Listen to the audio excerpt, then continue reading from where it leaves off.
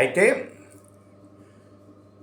ఈ దేవాలయాల్లో లోహపు విగ్రహాలకి, దారు విగ్రహాలకి, అంటే చెక్కతో చేసిన విగ్రహాలు, వీటిని ప్రతిష్ఠ చేసే ఆచారం లేదు అని అంటారు. కానీ ఇందాక చెప్పాను కదా, మనం ఆ పూరిలో ఉన్నటువంటి జగన్నాథస్వామి అదేమో చెక్క విగ్రహం, శబరిమలలో అయ్యప్ప బంగారపు విగ్రహం.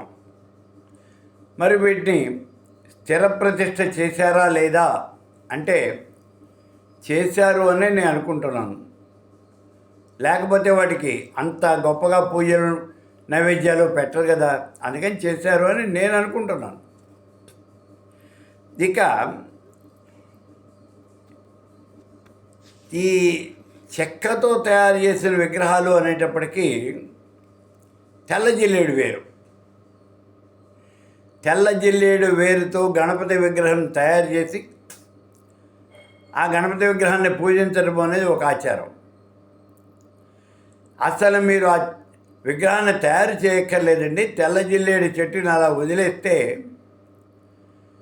12 సంవత్సరాలు కనుక ఆ చెట్టు పెరిగినట్లయితే దాని యొక్క వేరు అది గణపతిలాగా, గణపతి విగ్రహంలాగానే అదే తయారైపోతుంది.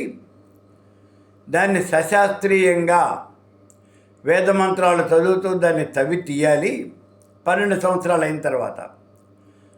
అలా తీసి దానికి పూజలు అర్చనలు అన్నీ కూడా చేయవచ్చు. అది చాలా మహిమాన్వితమైనటువంటిది. తెల్ల జిల్లేడు వేరుతో చేసినటువంటి ఆ గణపతి, దాన్నే అర్క గణపతి అని అంటారు. చాలా గొప్పది అని అంటారు. దాన్ని పూజలు చేయటం అనేది ఉంది.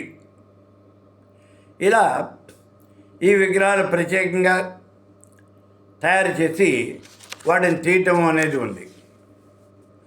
అయితే ఈ మధ్యన మరకత విగ్రహాలు తయారు చేస్తున్నారు. మరకతం అంటే ఆకుపచ్చగా ఉండే రాయి. మనం నవరత్నాలు అని చెప్తాం కదా, నవరత్నాల్లో ఒకటి మరకతం. ఆ మరకత విగ్రహం తయారు చేసి దానికి కూడా పూజలు అర్చనలు చేస్తూ ఉన్నారు. ఇది చాలా ప్రశస్తమైనది అంటారు.